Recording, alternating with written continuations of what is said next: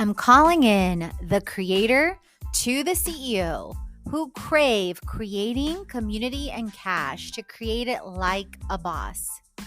With me, Katrina Julia, as your host, multi-passionate entrepreneur, creator, and CEO who has walked from fear to faith, self-hate to love, corporate to calling, and continues to, with experience in 7+ industries, 7,000+ creators and startups, to creators to Fortune 500 brands, including Google, NBC, Victoria's Secret, and more. If you are ready to create it like never before in faith, wellness, wealth, marketing, business, travel, and more, this is the show for you. If this is your time to have freedom in all forms as you create it like a boss, let's create it.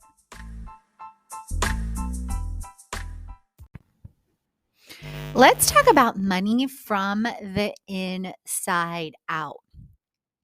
For years, whether it was in beliefs that I formed in childhood, whether it was walking through the corporate world, whether it was succumbing, so to speak, to culture and the view of money in the world, I really made it an external game in the sense of, which I'm not saying it's not also external, obviously it is, but in the sense of, doing the work, the hustle, showing up in certain ways, doing, right?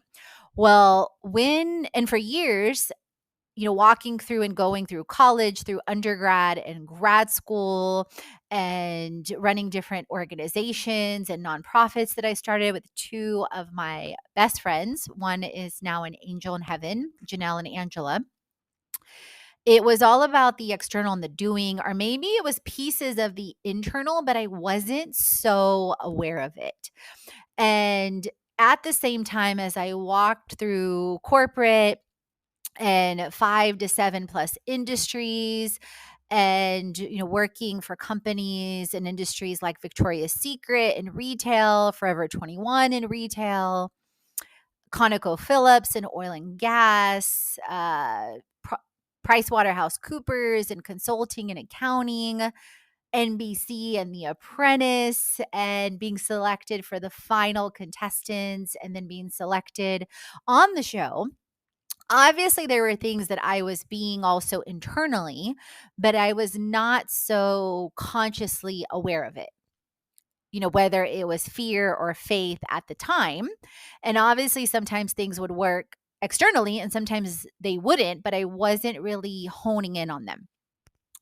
Not only that, but even as I worked through corporate America and became, a vice president, say in banking at a credit union, became an executive in the corporate world, I really wasn't aware of the things that were happening within me or not happening internally. And at the same time, what I want to point out is I always had side hustles, whether I was in college, whether I was in corporate. And I was just talking to my mom about when there was a period of time where I had left ConocoPhillips. I worked for Conoco for a while and moved back to Houston to work for a SaaS, software as a service, tax accounting software for oil and gas. And then we mutually parted ways and I was on unemployment. I had an $800 a month car note. I was studying for my CPA. I already had my MBA and my undergrad at the time, and I was consistently applying to and with different roles and recruiters. And I remember there was a time where I literally went through, you guys, 17 recruiters. And finally, I ended up at an amazing recruiter that aligned me to an incredible role as an accounting support training manager with a oil and gas company where I got to train over 3,000 employees, decentralized all around the country, both in going to their sites remotely as well as having them come. I helped take the company public and a whole bunch of other things.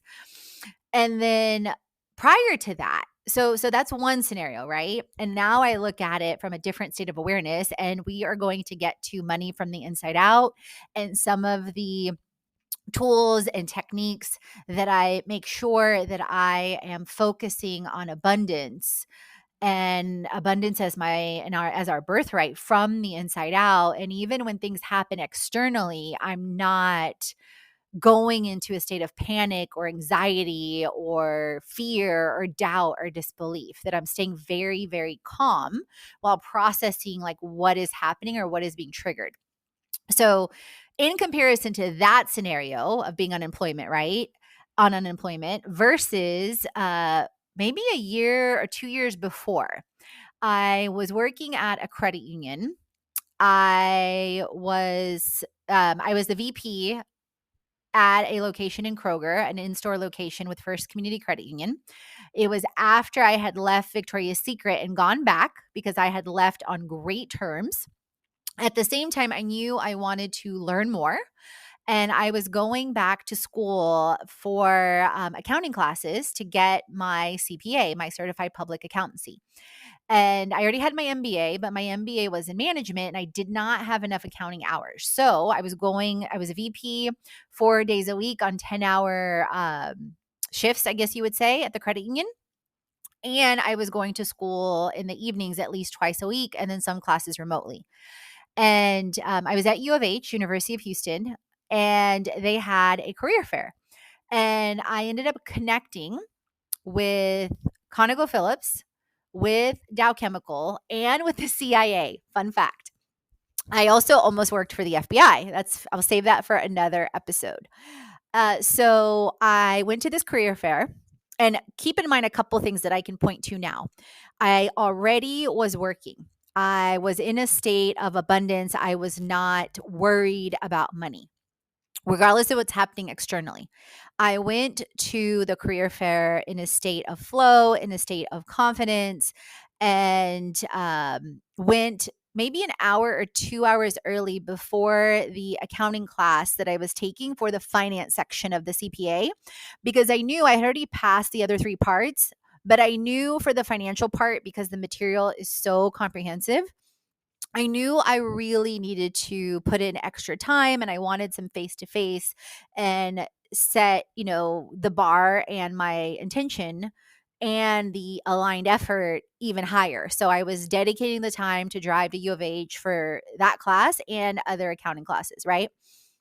And they had a career fair. And I connected with Conoco, I mentioned, Dow, and CIA. And I, went up to them, introduced myself, mentioned, why I was interested in them, what I had learned about them first. So this applies, you guys, to a pitch. This applies to in person. This applies to an email, applies to anything and everything. I connected how my skills, my gifts, talents, and abilities would help them, my education, my MBA, my CPA in progress, my experiences in banking, my experiences in retail and consulting, and the fact that I speak four languages. So I kept it super short, simple, bulleted. And I ended up getting offers from all three. Okay. All three. Dow, actually, ConocoPhillips was the fastest. The recruiter right away connected me with another recruiter. Long story short, I'll also save it for another episode, because this episode's purpose is all about money from the inside out. But I wanted to give you some storytelling and some context. Connected me with the recruiting team. I was invited for another interview. I was invited for a dinner, another interview, and ultimately ended up getting hired by ConocoPhillips, and could have still been there to this day. But I chose to step away after over about a year and working in Bartlesville, Oklahoma. And of course, I could have gone many other directions.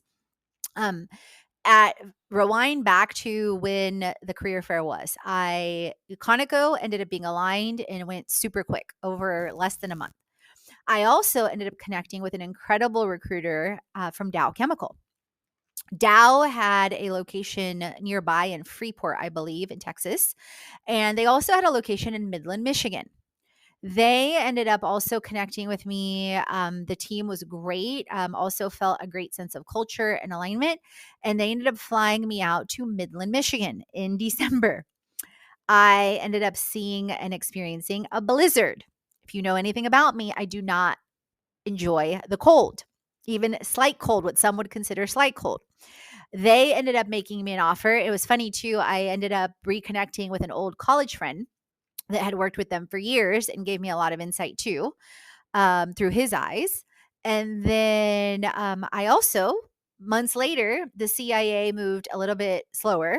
I remember I was already at Hydrochem at the time, and they ended up, actually, I think I was maybe at Hydrochem at this point, potentially when I was taking the finance class, because it's hazy whether I was at the credit union, because I was at the credit union for sure when I was taking accounting classes at night, and I was a VP.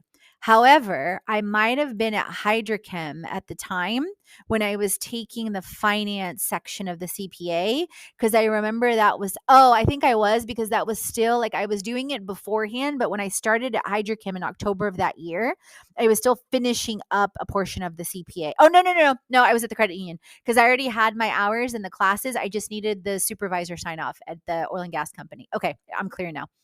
So and anytime I'm in doubt, I also looked at my LinkedIn, because then I know, like, I have the outline and the timestamps for different things. But anyway, back to business. So let's see, credit union, timing. Oh, Dow Chemical, CIA. So a couple months later, I remember I was at Hydrochem and I was driving through Ashland, Kentucky, and the CIA recruiter called me. And for a couple reasons, it ended up not being aligned from an aspect of freedom, risk, finances, where I was already, and just so on and so forth. And like I said, I also almost worked with the FBI. And that's actually what I mentioned when I wrote my citizenship letter to get my citizenship finally done at the age of 21 to the Immigration and Naturalization Services in Houston, Texas. That's another story for another time. So I share all those to say, to give you two clear examples from the past of abundance and overflow and options versus where I was constricted, and to pull from that different things that were great and maybe not so great that I can see clearly now. And I'll share with you how. So, the one that was in more scarcity, I had left a abundant situation instead of exploring options further, and patience and persistence for a role that was back in Houston that I wasn't so clear on alignment. And the main thing, and I wasn't excited about the software. I wasn't excited about the role. That was really more just for the finances. Okay. So that was the only quote unquote abundance I was seeing. And I left a role that in a company, in a culture that was all about, balance and relationship and connection, for a company that was more about strictly finances, billable hours, and literally, like, if you weren't working 12 hours a day, it was like they thought something was wrong with you. And there was like a clear sense of judgment that was spoken. Okay. So that's one example. Then, the other example, to tie into when I was on unemployment, where I shifted again, regardless of what was happening at the time while I was studying for the CPA, and a challenging financial circumstance, I stayed persistent. I stayed consistent. I would study like till late night. My tendency is oftentimes to be a night owl, although I've shifted a lot the last several years. And I would stay consistent with my workouts. I would stay consistent with submitting to brands, submitting to recruiters. Okay. Then the other example that I drew in storytelling wise was when I was, taking the accounting classes, when I was going to University of Houston to knock out the final financial section for the CPA, and how I went to that career fair, how I went confident, how I went believing I was worthy in myself, regardless of what the external outcome was going to be. And then I co-created and manifested that alignment with Conoco, with Dow, ConocoPhillips, with Dow Chemical, and with the CIA. Okay. Now, let me take that into the present and into some of the challenging circumstances I've faced, over the last several years and into what I've learned. So, creating a life and business you love and shifting from corporate to calling and shifting from having, the quote unquote perceived stability of corporate and a side hustle is very different than when we become entrepreneurs. And I was just talking about this with a new client that I aligned to through Paro, a network, Crochet Bridal, that being and becoming an entrepreneur is often like being naked in the streets, like literally. And as I was reflecting on my next podcast episodes and as I was, sharing about Black Friday and launching like a boss, and as I was sharing about Bali, and as I was sharing and, outlining things coming up for Cyber Monday with 7 ways to make 7K and the 50% off offer that I'm sharing that you can learn more about in the link in the show notes for the bundles and more on upcoming episodes. I was thinking about episodes to share with you that would be helpful for you, and thinking about myself, 3 months ago, 6 months ago, 9 months ago, a year ago, 2 years ago, 10 years ago, what I would have loved to know if I was in your shoes right now. Yes, I was also an English major in undergrad. And yes, I still struggle or sometimes struggle with the English language as I'm sharing. So, as I was thinking about this episode and money from the inside out, I knew my intention was one, to share some stories authentically and vulnerably. So, you don't think by any stretch of the imagination that I have or have always had it easy, that there's been times of ease and flow, and there's been times of not so easy. And what I've chosen and more and more and more is, what am I learning from this? How am I being humbled? What do I get to learn in this situation when it's really hard? And oftentimes life is both and, meaning both. I have and we have so many things to be grateful for, so many areas of life that are going great that maybe didn't go great before, that are going great now, that we're really thankful for. Like, I'm really grateful for my health and staying stable now in my wellness for years. If you know, I've lost over 55 plus pounds 7 years ago, and also all my programs include wellness and more. I'm really grateful for freedom in time, location, expression, community on my way to financial freedom. So those are, really big things to be grateful for, right? That weren't always the case. Like, I remember having 3 weeks of vacation years ago in corporate and scrambling to make the most of those 3 weeks, right? So as I was putting together this episode and setting those intentions, I was thinking about, how I've walked through and what I've learned through the stable, not so stable, abundant, not so abundant things, is I've really dug deep and invested in myself, invested in programs. I never ask you or anyone to do anything I'm not already doing. Okay. So, also from an investment standpoint, be clear. So one, you heard I went through undergrad and grad school. I did get a lot of scholarships, but I also currently have student loans from those experiences. And even as an entrepreneur, my first year in entrepreneurship, I invested over $8,000 in a mastermind that I attended every quarter. And then since then, I've continued to invest in online and live events and programs, from Brendan Bouchard to Shailene Johnson to Herbalife Nutrition to Jasmine Star to Marie Forleo's B School. And the list goes on and on and on. Because one, I love to learn, and two, I desire to learn from people that are further along in different areas so that I shorten my time, increase my investment, and increase my return on investment with the community, the expression, and the finances I am making and will make. And that is my hope for you, whether you connect solely on this episode or in my programs, in my retreats, whatever the case is. Okay.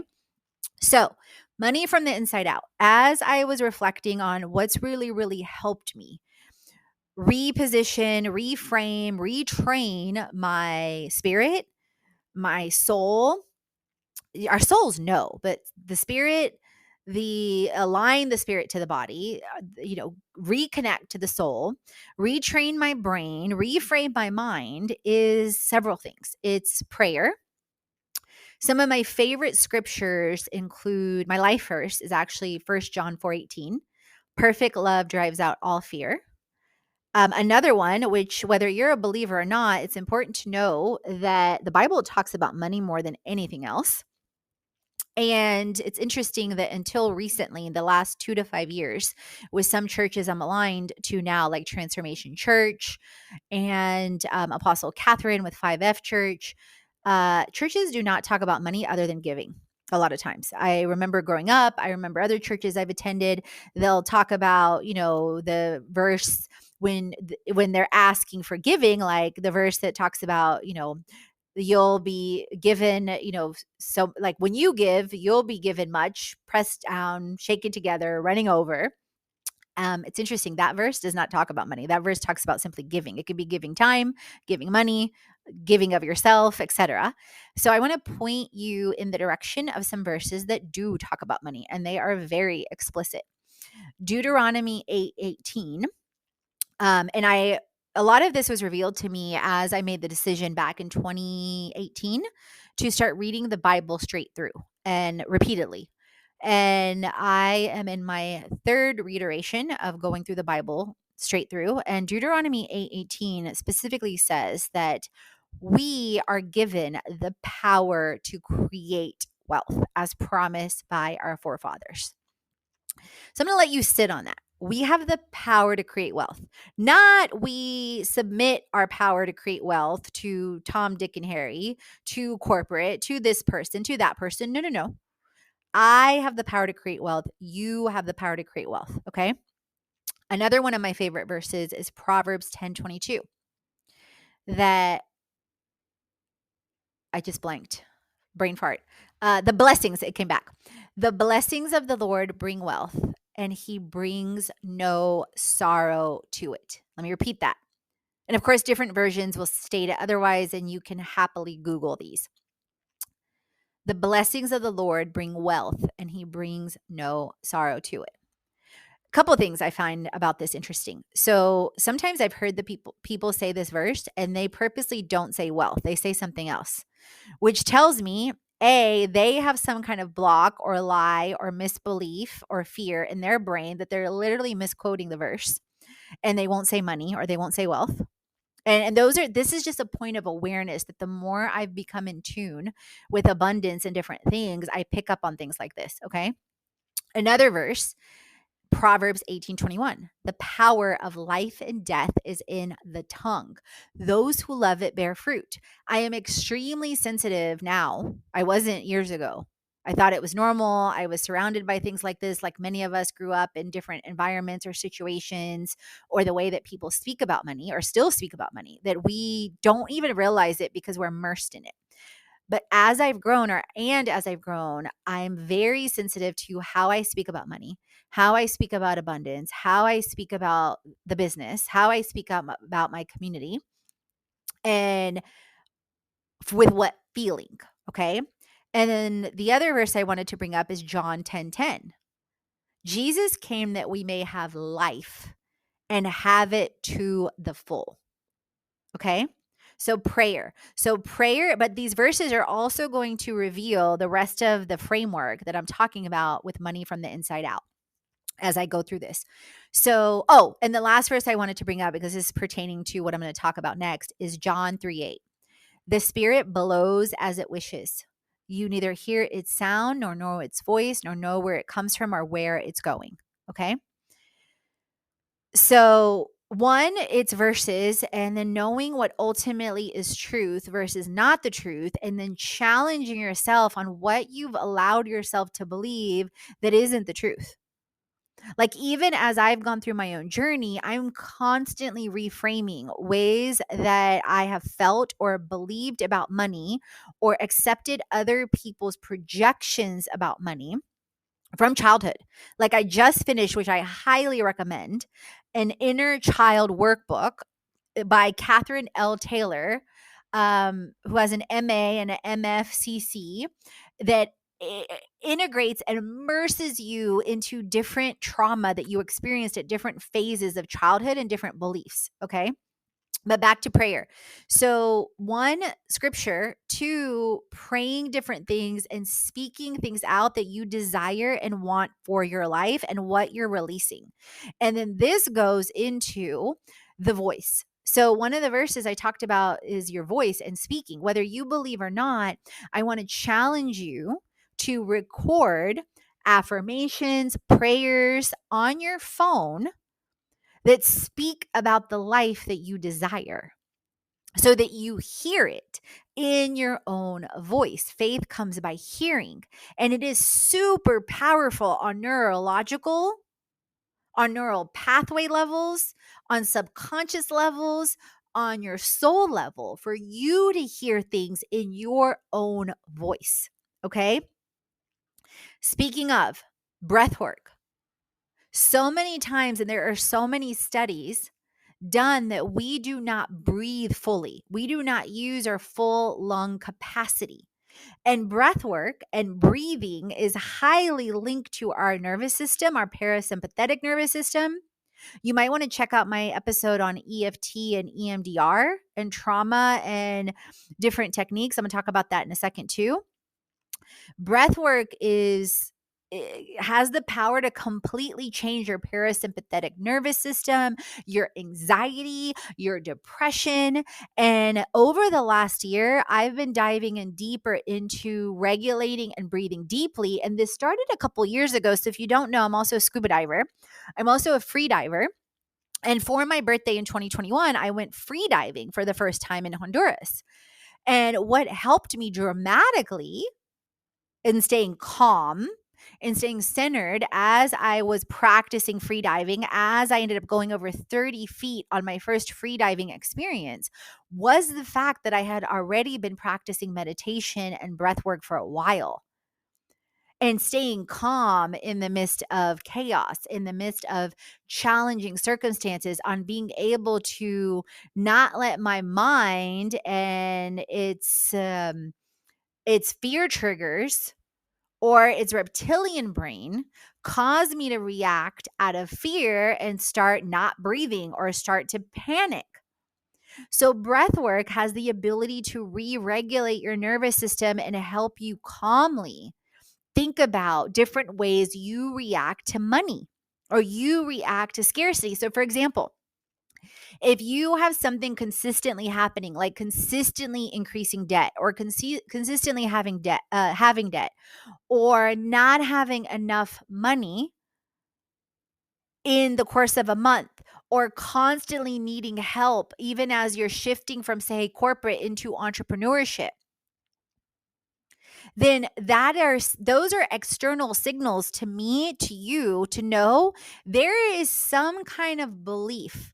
There is some, or beliefs, some kind of trauma that we haven't processed that is causing us to repeat the same cycles out of the triggers, out of the trauma, out of the behaviors, out of the self-sabotage that we keep, out of the neural pathways that are wired, that we keep recreating the same thing externally versus taking a breath, starting to calm and realize, okay, what am I believing? What am I overreacting to? What am I panicking on? What am I co-creating here? What are my neural pathways wired to right now? And how do I get to transform them? Another one of my favorite verses is Romans 12:2. Be transformed by the renewing of your mind. Then, speaking of, it's alignment. So I constantly ask myself now, okay, what is my belief? How is that showing up in my feeling and in my behavior and in my aligned and inspired action? So I'm going to take this two ways and make it really simple. I believe my message is really important to share with female creators and CEOs who crave creating community and cash to create it like a boss. So I started a podcast years ago. So I show up consistently more than ever, even when, and especially when things aren't going perfect. And I share so that the community grows. And it aligns to my freedom in all forms of freedom of time, freedom of expression, freedom of community, especially. Versus misalignment would be, oh, you say you want to be an entrepreneur. You know, you've been thinking about starting a podcast for years, but you haven't started yet. And it's easy as 1, 2, 3 with the lavalier mic and a free tool like Spotify to start recording now. So start holding yourself. I'm huge on accountability, and not just accountability from other people. Be accountable to yourself too. Then the other things I want to invite you to consider on this is journaling, and then continuing to reframe and rewrite those thoughts as you identify what's serving you and not serving you. And then last but not least, and I mentioned this earlier, is you want to explore and consider therapy as well as modalities like EMDR and EFT. EFT is emotional freedom technique, and EMDR is eye movement desensitization resonance, which I have a full episode and blog post on that too. And I can tell you both of those modalities. I went through EMDR with a therapist and a faith-based therapist back in 2018, I think it was. And it helped me recognize, realize, and be aware on so many things. And especially going into generational lines with my mom and my dad and tracing things back into 7 themes, like 7-year increments, and recognizing things that I did or didn't do or faced or didn't face, or behaviors, what happened in my life from aspects of stability or instability, which then could have caused certain beliefs and certain behaviors that I have now. It was hugely insightful. Also digging into a past abusive relationship that I had and how and why I allowed that or invited that. So many different things. And then EFT, I started trying EFT, emotional freedom technique, years ago, and it's tapping on different meridian points, which helps re-regulate your nervous system, your neural pathways, your emotions, your parasympathetic nervous system, your beliefs, your neural pathways, so much clearing. I started digging into it several years ago, but I can tell you in 2023, it's become a virtually 95% of the time a daily habit. And I want to send out some love to Cassandra Bodzak, to Marguerite with Pitbull on YouTube, to Melanie in the UK, that have astronomically helped me in this journey as well. So those are points when I talk about money from the inside out, those are points that have helped me and shifted me and continue to shift me, so that I don't let, when certain things happen externally or don't happen, I don't let them take me out, and I stay calm, centered, and grounded and ask, what is this teaching me? And the other person I want to mention that recently came across is Samantha Skelly, I believe. I learned about her on her breathwork app, Pause. Actually, I learned about her via YouTube. But I recently got her breathwork app that I've been testing out as well, that I love. It is, hold on, I think it's Samantha Skelly. Her name's not listed on the about, but let me see real quick. I think it was, if my memory is serving me correctly in this instant, Samantha, because I want to also send some love and make sure I get it right. Yep, it's Samantha Skelly, Skelly. She's an award-winning speaker, author, entrepreneur, and podcaster, and they call her a lightning bolt for the soul. And she's the creator of the Pause Breathwork app. So definitely want to send her some love as well, and definitely check her YouTube channel out. And as far as prayer, some of the people I want to mention on prayer, I mentioned Apostle Catherine, I mentioned Transformation Church, but also Cindy Trim. Cindy Trim is phenomenal on her YouTube channel as well. So leave a review on the show. Would love to know what you thought, what helps you on your money transformation from the inside out. Tag me on social at Katrina Julia Fit, at Fit Life Creation. And as always, create, transform, and inspire. You are born to. All the chats on faith, wellness, money, marketing, business, and travel, so you create a life and business already. head on over to the blog, the podcast, and the freebies to jumpstart your transformation. If you're ready to dive into the online courses, the live events, or the retreat, and if you want to create with our community on an even deeper level, definitely check out our internships, our influencer collaborations, management, and brand engagement. Let's create it.